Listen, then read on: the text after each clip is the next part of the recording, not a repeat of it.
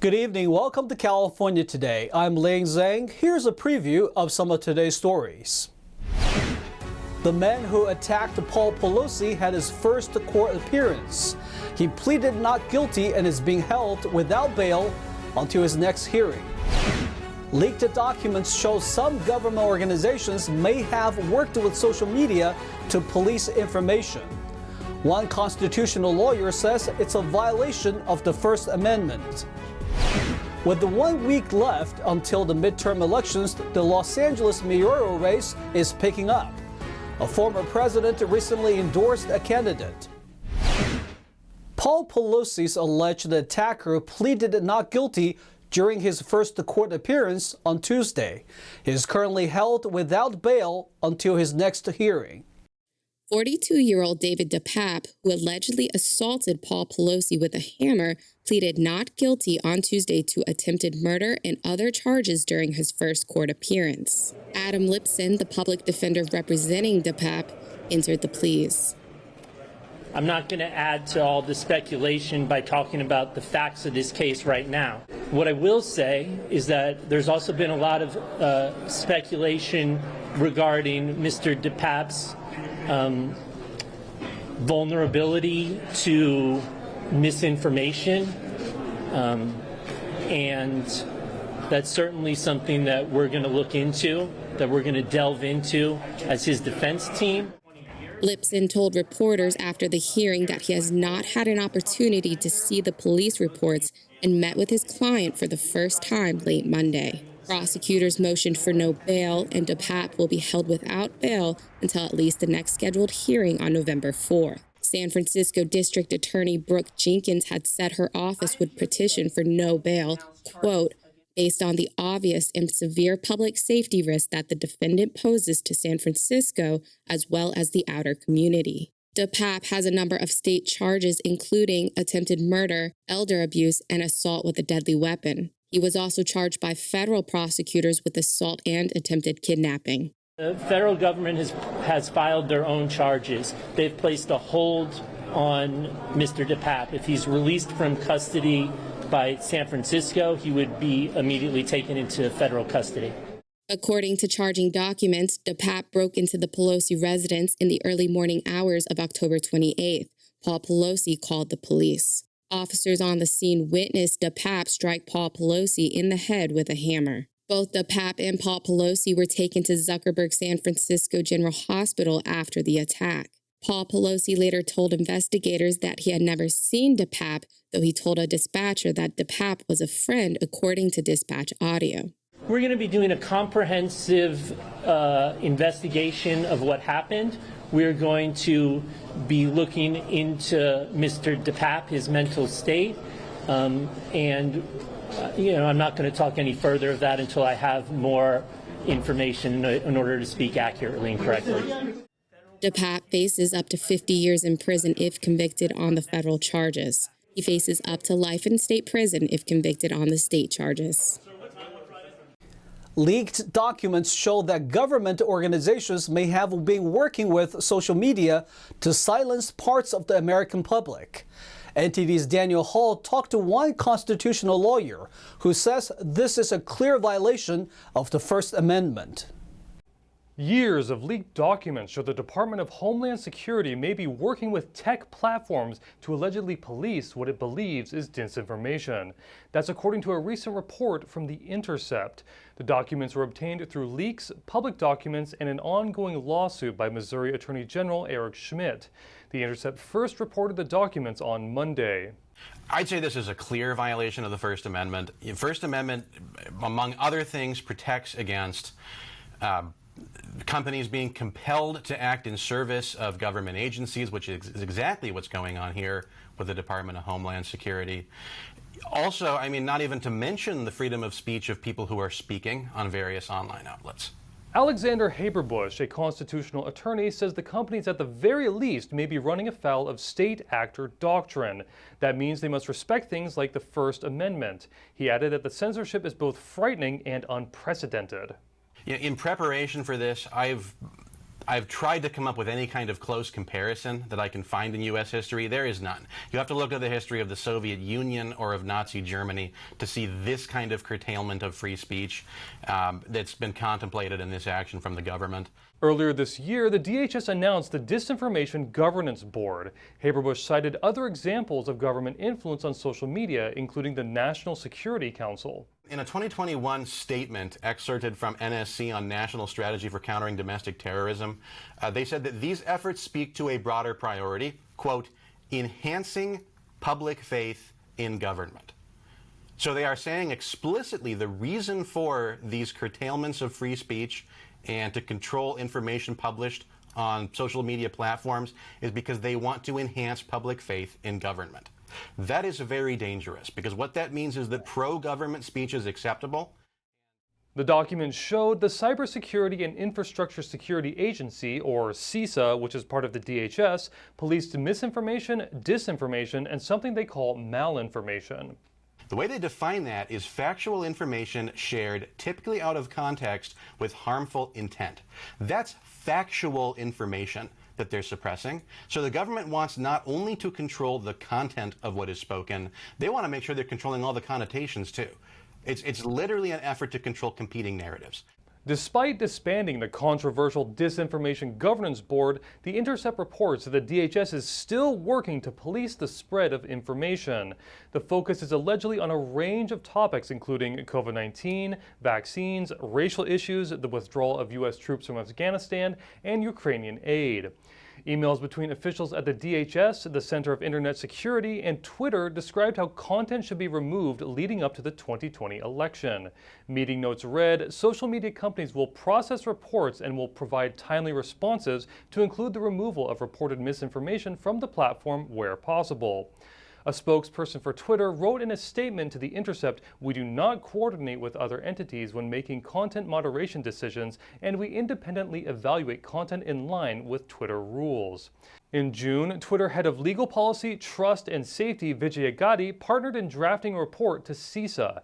The report called on the agency to shape the, quote, information ecosystem. Gov't was terminated from Twitter last Thursday following Elon Musk's acquisition of the company. What concerns me more is people who are using social media companies to express their own views and who may have those views censored or suppressed as a result of basically what the government is directing these companies to do. If that is indeed government direction, and these documents certainly make it look like it is, well, that's state actor. The companies are then acting as a state actor. They can't do that. They're subject to free speech protections. Though at least one lawsuit is underway, Haberbush said there would need to be legal precedent first for a class action lawsuit. Currently, there is not a private right of action for the sort of discriminatory actions that are being contemplated here. However, if it does turn out that we get solid precedent down the road saying that social media companies are acting as state actors, there would absolutely be a private cause of action, because that'd be the same as the government trying to prohibit free speech. Haberbush added that Justice Clarence Thomas intimated about treating social media companies as common carriers, which would require those services to uphold free speech laws. Daniel Hall, NTD News, California. Another household name has added his endorsement for the Los Angeles mayoral race. Here's a look at who is supporting who. Former President Barack Obama has endorsed Karen Bass in her race against Rick Caruso to become mayor of Los Angeles. Bass, a Democratic congresswoman since 2011, was an early supporter of Obama's 2008 presidential run. She campaigned for him in 2007 when she was a member of the state assembly. Bass said, "I am humbled and honored to have the support of President Barack Obama. President Obama brought us faith in our government and hope for the future of our country." She has also received the endorsement of most state and local Democratic politicians, as well as President Joe Biden and House Speaker Nancy Pelosi. On the other hand, Caruso's spokesman, Peter Ragone, said, quote, "This election is about fixing homelessness, preventing crime, and ending corruption at the City Hall. Only one candidate had a track record of taking on the status quo and getting results." Caruso has been backed by former Mayor Richard Riordan, business groups including the Los Angeles County Business Federation and the Los Angeles Police Protective League. California voters will decide this November whether to codify abortion and contraception into the state's constitution. This effort to expand abortion services comes after Roe v. Wade was overturned on June 24th. Proposition 1, also known as the constitutional right to reproductive freedom, would explicitly add to California's constitution, quote, the fundamental right to choose to have an abortion and the fundamental right to choose or refuse contraceptives. Top Democrats in the state, like Governor Gavin Newsom and Senate President pro tempore Tony Atkins, led the effort to draft the ballot measure. It passed in the Senate in a 29-8 vote and in the Assembly in a 58-17 vote. In a statement, Newsom said, this measure will ensure that women in our state have an inviolable right to a safe and legal abortion that is protected in our Constitution. The move comes as dozens of states have begun restricting abortion access after the Supreme Court overturned Roe v. Wade, which gave the power back to states to decide whether they will permit abortion. Alexander Snyder, CEO of Life Legal Defense Foundation, told the Epoch Times that Proposition 1, paired with Assembly Bill 2223, will, quote, legalize infanticide under certain circumstances. AB 2223, which was signed into law this year, removes the requirement for a coroner to investigate the death of an unborn or newborn baby up to several days after birth. We are going to take a short break, but here's a look at what we've got for you when we come back. Dia de los Muertos is a time to remember loved ones who have passed away. One Los Angeles celebration has been going on for over a week. And fall is the prime time for chrysanthemums show off their colors. One Bay Area held its annual show to pick the best bloom of the season. That and more on California Today.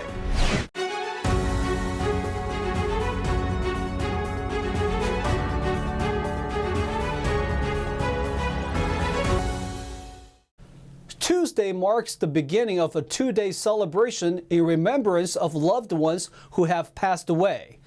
But in a downtown LA marketplace, this celebration has been going on for 9 days. NTD's Jackie Reels went to find out more. For over 35 years, the merchants on Olvera Street have celebrated Dia de los Muertos, or the Day of the Dead. So let's take a look on how it's being celebrated. The 9-day festival in Los Angeles began on October 25th, with each day full of entertainment. Dia de los Muertos is a celebration of life, remembering those who have passed away, not by mourning, but by celebrating the way they live their lives and also recognizing that death is part of life. Starting from the weekend up until the end of the event, Olvera Street will have community altars where people can add the name or place a copy of a photo of a loved one who has passed away. Well, you get to see the community altars here that are on the weekend until the 2nd of November, which have so much heart put in them because you can see all the different things that they put into the altars for their families and their friends that passed away. Typically, though, ofrendas or altars are made and placed in one's home, featuring foods and personal mementos of the deceased. Every year, we create an ofrenda, and we have all of our family members added to the ofrenda, and it's part of our custom. My family, everybody has an altar, which is the reason why we're here and how I celebrate, and I have my own now in my house, so. Some symbols of Dia de los Muertos are decorations of artful skeletons. There are also skulls looking happy, with others made of sugar, and also marigold flowers. The flower scent is said to lead the souls who have passed away to their families' homes. I absolutely adore Dia de los Muertos. I love living in Los Angeles, and it's such a great city where you can explore other cultures and learn something new. Olvera Street has been a center of Mexican culture in Los Angeles since the 1820s, when the city was still part of Mexico. And the culture has carried on until today. In addition to honoring the dead, there's a range of celebrations. During the evenings, actors put on a theatrical performance called Danza de la Muerte, or the Dance of Death. The performance tells the history of Dia de los Muertos, which has indigenous origins. A nightly procession called Novenario takes place during the festival, where an indigenous Aztec group leads it with incense and ceremonial blessings. The event used to be celebrated in the summer, but later the dates were moved to incorporate two Catholic holidays, All Saints' Day, held on November 1st, and All Souls' Day, held on November 2nd. Jackie Rios, NTD News, Los Angeles, California. It's chrysanthemum season. One club in San Francisco Bay Area celebrated with the show. NTD's Eileen Ang hears how the plants and their blooms are cared for by their loving chrysanthemum moms and dads. Colorful blooms brighten the room in Saratoga, California during an annual chrysanthemum show hosted by the Bay Area Chrysanthemum Society. They've had it going for 10 years. Club members get to showcase the result of their passion, patience, and care. My father used to show chrysanthemums, but then, as I grew older, I was busy with life and, family and job and things. And then when I was close to retirement, happened to see the first show of this, which was in Santa Clara. And I was just like, this is my opportunity. The goal of the club is to promote cultivation and preservation of chrysanthemums, or mums for short. Not everybody likes the same flower. I mean, I might like these open center daisies. Somebody else might like the balls. This is called a cushion variety, and somebody might like that. Mums come in many different shapes, colors, and sizes, but they are divided into 13 classifications. This year, a panel of 9 chrysanthemum judges determined the best flowers. The best of the best are displayed at the head table. So one of the things they have to look for is the stem has to be straight. The flower has to be the size it should be, because some of these may be all very good, but the size is small, then they won't like it. But the color may be faded, and it should be a fresh bloom. So that is one of the things that's really important for shows, is that that you have to have its peak. You have to time it so that the flower is at its peak. To produce show-worthy flowers, growers need to grow a variety, have consistent watering, fertilize a lot, make sure it gets sunlight, and there are no bugs. The biggest thing about show is that you have to do what's called disbudding. You have to remove, all of these have little buds coming out of there, and if you didn't remove them, they'll be in a big, bunch. And then, so if you remove those, then the center flower gets all the nutrition, and then it grows as big as it can. Chester Unciano, co-chair of the Chrysanthemum Show, joined the club in 2018 and has been growing mums since. This species here is a Houston species of a irregular incurving kind. So it's a class 1 variety.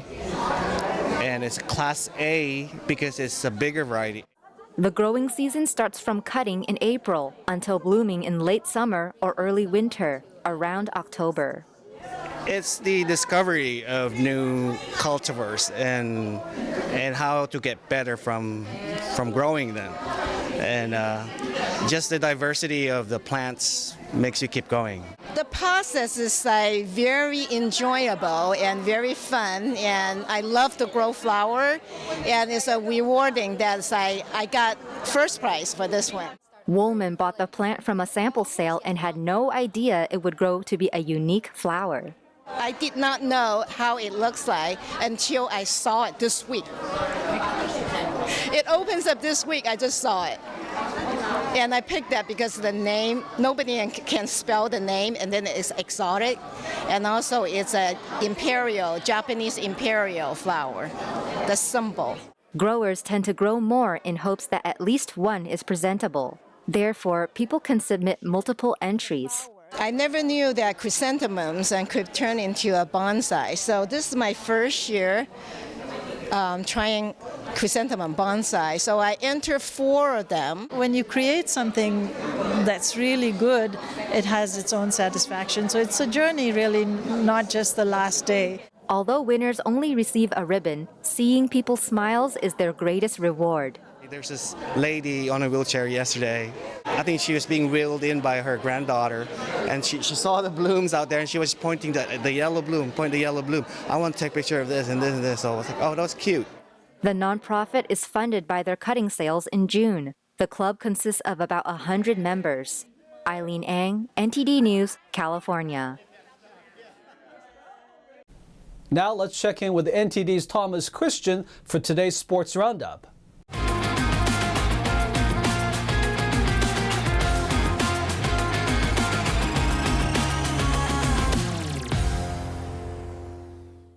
I'm Thomas Christian, giving you the California Today Sports Roundup. Paul George made a contested 15-foot baseline jumper with 6.2 seconds left to give the Los Angeles Clippers a 95-93 victory over the visiting Houston Rockets on Monday night. George had 35 points, 9 rebounds, and 8 assists and 6 steals for the Clippers, and he scored the game's final 7 points to break a 4-game losing streak. Los Angeles never led in the fourth quarter until George sank his tie-breaking basket in the final seconds. Ivica Zubac recorded 16 points, 12 rebounds, and blocked 4 shots while Marcus Morris Sr. added 11 points for Los Angeles. Kenyon Martin Jr. scored 23 points off the bench, and Alperen Şengün had 14 points and 9 rebounds for Houston, which completed a winless 4-game road trip and dropped to 0-6 on the road this season. Clippers 95, Rockets 93. Davion Mitchell came off the bench in place of an injured De'Aaron Fox and scored 23 points, including 5 straight over a critical stretch in the final 1 minute and 26 seconds, leading Sacramento past host Charlotte. Mitchell was excellent in relief of Fox, making 9 of his 11 shots from the floor and 5 of 6 from three-point range. The last of his successful three-point attempts broke a 108-108 tie deep in the fourth quarter. Charlotte's Kelly Oubre Jr. added 16 points and Dennis Smith Jr. finished with 15. Kings 115, Hornets 108. Clippers superstar Kawhi Leonard has sat out the last 4 games and will not travel with the team for its upcoming 2-game road trip to Houston and San Antonio this Wednesday and Friday, per a report by ClutchPoints.com.